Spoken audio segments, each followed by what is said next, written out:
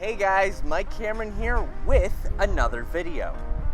So last week's video, we were talking about how the subconscious mind is the very operating system by which we run off of, and how our programming is actually created by our perceptions of our experiences, not the experiences themselves.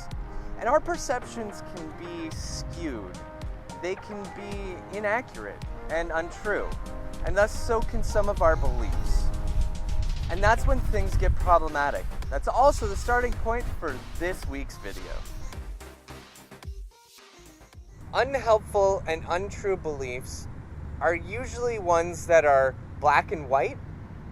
They're very judgmental. They're anchored in either one extreme or the other, and they go against reality and the nature of things. Some examples could include mistakes are bad, I need everyone to like me, anger is bad. These beliefs may seem right. They may even feel right. But that doesn't mean that they are. That doesn't even mean that they're helpful either. For example, mistakes are bad. Well, that's not true because we never were perfect at anything we did. We first had to be terrible at it, learn what didn't work in order to figure out what did work and then get good at that. We did that with walking, we did that with eating, we did that with speaking, the alphabet, learning how to ride a bike, and pretty much any skill that we had. And it's detrimental to hold that because it creates this fear of making mistakes. And when we make mistakes, then we have this shame, and it creates self-esteem problems and self-doubt and resentment. It creates fear of even trying because of the possibility of making mistakes. Without that belief, it would be so much easier to take chances, to go after the things that we want in life, and to make mistakes and even feel good about ourselves while we make them. Now, when it comes to the whole people-pleasing, I need everybody to like me kind of belief, it's wrong because we don't need every single person on this planet to like us in order for us to be happy, in order for us to survive or get our needs met. To hold that belief actually creates this situation where people can take advantage of us. We stop being ourselves, we disrespect ourselves, we're just being whatever anybody else wants. And people don't respect that, and they take advantage of that, and they take us for granted. And so it creates like self-esteem problems. And it makes us uncomfortable in a room when people don't like us. Without that belief, we can just go about our day being ourselves, feeling comfortable, even when other people don't like us.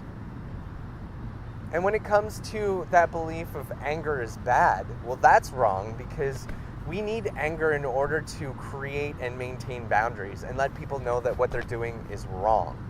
By holding that belief, we allow people to take advantage of us in that way because we're not saying this is wrong. We're just allowing people to do whatever they want. Without it, we're able to go about life, we're able to say, stop doing that, and people will actually respect us more. And these are just a few examples of general beliefs. But as individuals, we create our own individual beliefs that are much more specific and affect many other different areas of our lives. And they can be outright ridiculous, and like to anybody else. But we can't see the ridiculousness because we've been telling ourselves that this is true, this is true, this is true, and we find evidence to make that true. Even if it's not real, we fabricate it. And I knew this other guy that he believed that everything wrong that happened to him was because of planetary alignment, and that he had no control over it. Which was sad because he was in a chronic powerless state and just chronically suffering and waiting for the planets to align so he wouldn't suffer anymore.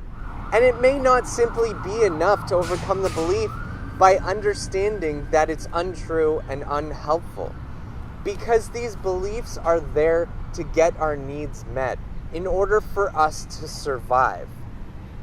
And so we can't just shut it off, or else we're shutting off getting that need met.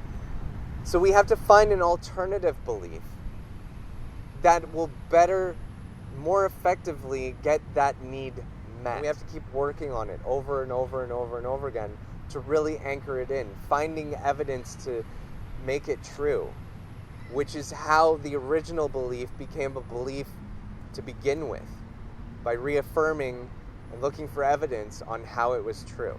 So we have to counter that now. But we're going to get into that in another video. Anyways, so that's my video. If you like it, please give me a big thumbs up, comment below, and subscribe if you'd like to see more videos. And stick around next week because we're going to get into identities and the things that we identify ourselves as. Anyways, I'll see you in the next video. Bye. Hey guys, I hope you really enjoyed the video.